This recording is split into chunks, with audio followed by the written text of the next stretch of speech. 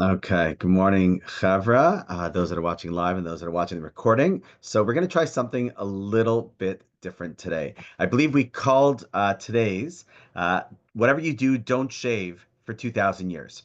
And I figured from this Shabbos to next Shabbos, and it'll tie into the Parsha, the one thing that will change is that I will have trimmed my beard by then. And the question obviously becomes, is why is Rafi looking scruffier? So I want to share with you why, where it comes from, and perhaps maybe an unbelievable message if we stop and really appreciate this. But in order to do this, for the first time ever on the Zoom, I'm actually going to do a screen share, assuming this works. Here we are. Now, can everyone see what's on the screen? Somebody give me a yes. Yes. Yes. Yes. Amazing. Okay, so here we go. Let's get moving. So the Talmud in Yevamot says as follows. We're going to read it in English. I put the Hebrew that's there, but the reason why I happen to look like this stems originally from its source over here with the Gemara. So the Gemara says as follows.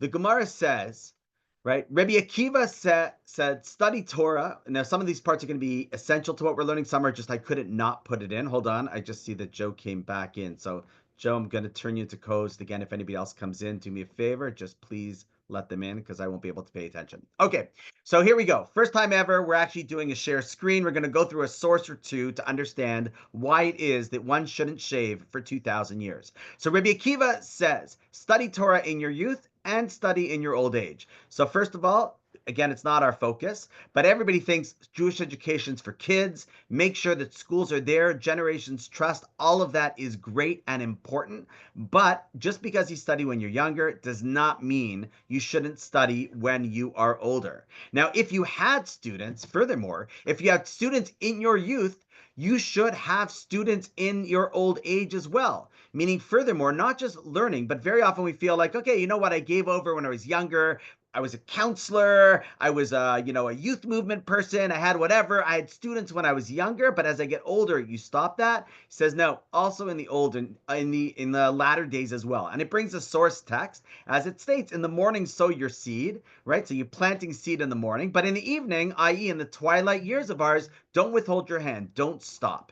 And then it brings a proof. It says, actually, they said by way of example. In fact, this isn't Rabbi Akiva's opinion saying, by the way, this is a good thing to do. Whenever a person would say something, a gadol, a tana, and a mora would say something, it's because they lived the message. They didn't just give the message, they lived the message. And therefore, Rabbi Akiva had 12,000 pairs of students from Givata Ampintropos. Sorry, I can't pronounce that properly. So first of all, we have to understand Rabbi Akiva, if we remember, Rabbi Akiva only started studying at the age of 40. So he's not a person that said, oh, you know what, I didn't start with a Jewish education, and therefore it must be, why bother now? Rabbi Akiva only started his Aleph Beis when he was 40 years old. And furthermore, if you say, okay, great, so maybe he was a good Rebbe in the beginning, he says, no, no, no. From that point on, he started to realize, even when I get older, I have to teach, and Rabbi Akiva accumulated 12,000 pairs of students. 24,000 students were part of his community school, which is amazing. But what's not amazing is they all died in one period, right?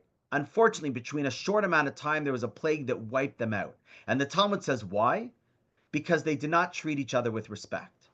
Which again, we sort of read that casually, but it's not because they, violated every single possible Avera and they, Shabbos, they're like, forget it, who cares, or Kashrus, or this, or that, or they didn't say Shema, they didn't daven. It says, no, no, no. They were students. They did it all. But what happened to have happened is they just didn't treat each other with respect. Which means if we take a step back without getting into like, wow, really, they all died just for that, without getting into the mechanics of how or why God would have done that, what we do realize is that not treating people with respect is a really big deal in Judaism.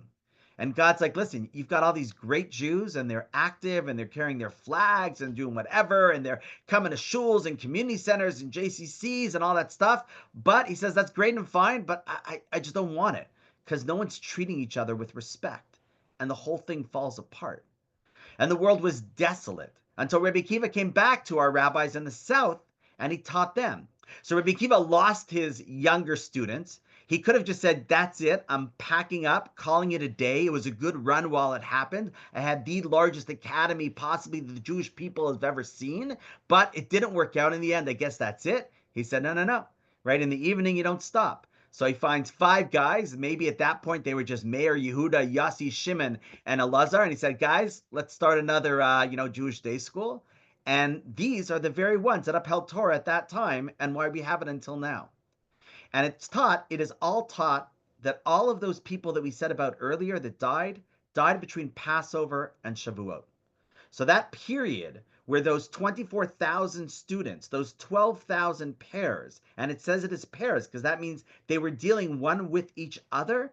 But even though they were sitting there and discussing whatever Torah was, or they were discussing community needs, or they were discussing Israel, but the problem was they didn't treat each other with respect. So God said, that's it.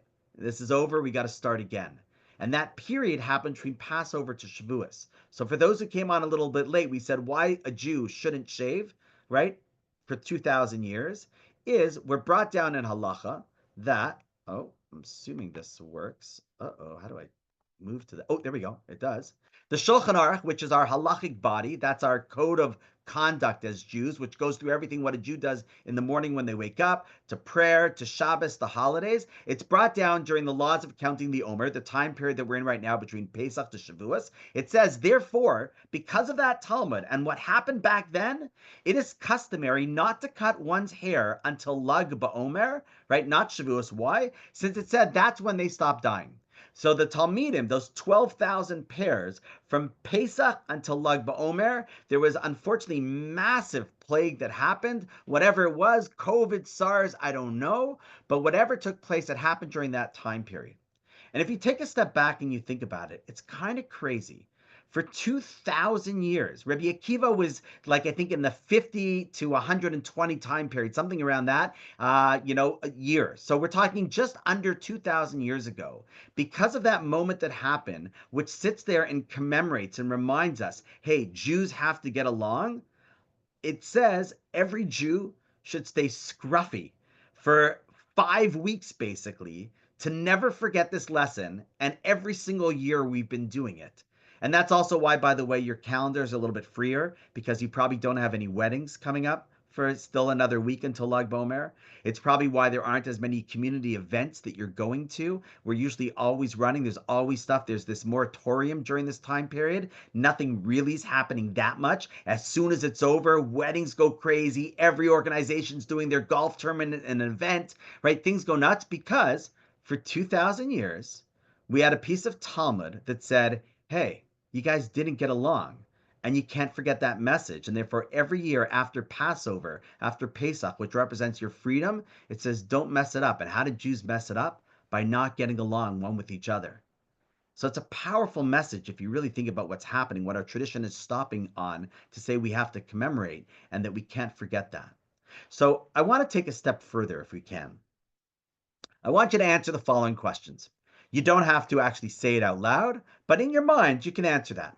If I would ask you, and I did a little bit of this actually with our staff in a different setting at UJA, if I would ask you the following question, have you ever been hurt by somebody? Has anyone ever hurt you before?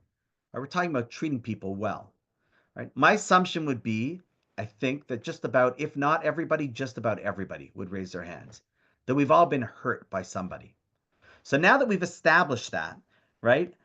If you've ever been hurt by the following things, let me know or let yourself know or think what you think. You have been hurt by people. Now I just want to dig in a little bit more. What does that mean you've been hurt by people? So does that mean you've ever been shot?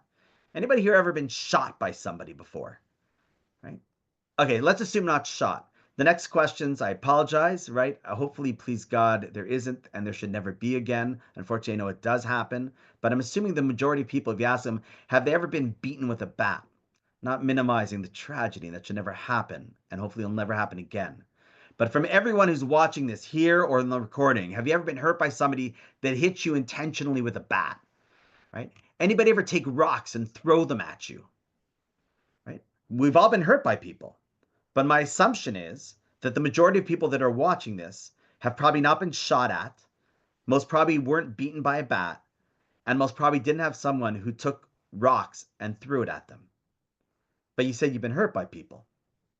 So how many of those people that said they were hurt by someone were hurt by words, comments, um, names, insulting, lashon hara, gossip, uh, anger?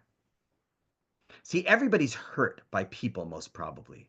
But we think, and we're brought up on sticks and stones don't break my bones, right? But names will never hurt me. The reality is actually, most people walk around because of the hurtful words that are being said or have been said. And chances are, if we've hurt people, it's not because we have a license for a gun, or we took our bat from our garage, or we took some stones and threw it at someone. It's most probably because we hurled words that probably shouldn't have been said. So it's really interesting. The phrase, the image of when people are growing up is you got, if you say something, you got to wash their mouth out. There's a beautiful pshat, an explanation, right? Why would we do that? We say you have a filthy mouth.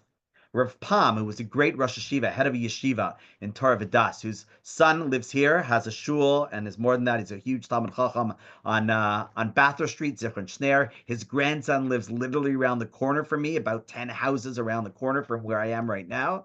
He said a beautiful insight. He said, you've got it all wrong.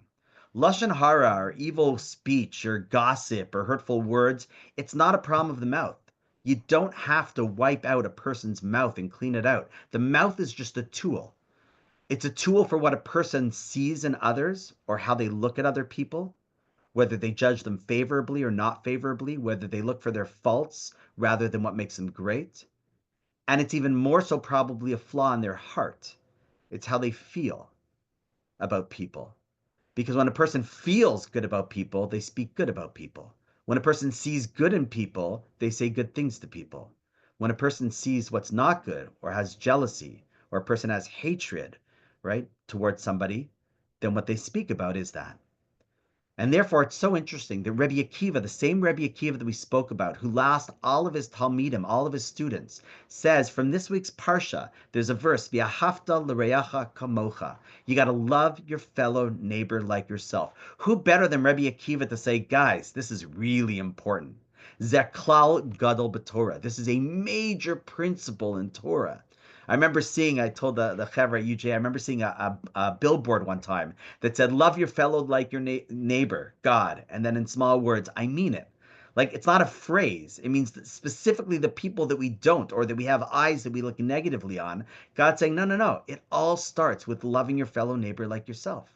And if you do that, then the whole beard thing, the whole mourning thing, everything that we experience, it's the negative parts of Jewish history, is as a result of our interactions. We're the ones who hold on to whether we can change that or whether we continue to, unfortunately, perpetuate that. So it's interesting. I saw a Zohar that I came across this year for the first time. Not that I study Zohar, it just popped in an article that I saw that said something so beautiful. It said, just as a person is punished for an evil word, which we understand, not to say not nice things about people, but that's not the goal. V'ahavta l'reacha kamocha doesn't mean don't hate other people like you don't hate yourself. It means love them like yourself. So yes, of course, sometimes we're supposed to be like this and covering our mouths. But just like we're held accountable for the evil words we speak, we're also held accountable and punished for the good words that we had, not words that we had an opportunity to utter and didn't. Meaning we're supposed to be people who proactively share and give and strengthen others, like we would want to be ourselves as well. And therefore, this Spirit period, which has these small, little, seemingly insignificant ways of commemorating them, but we've been commemorating them for 2,000 years. As soon as we got out of Egypt, which represents our freedom, it says, remember, the key is you got to love your fellow neighbor like yourself. You got to see in them the good, prop in them the good. It's great to use your words for positive. So we're obsessed with speech in Jewish law, not because we say don't speak lashon hara. It's that God gave us a mouth, and it should reflect what we see in people for the good and how we feel on that as well. And therefore, this week's Parsha has V'ahavta lecha kamocha. Rabbi Akiva says this is a major principle, Chevra. We've been trying to work on this one for thousands of years.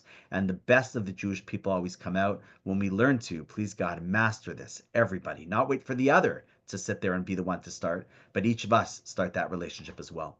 So, Chevra, as always, wishing you a wonderful Shabbos. Let's try to put some of this into action because it makes a huge difference to the Jewish people in the world. And I look forward to seeing you next week. Have a great Shabbos.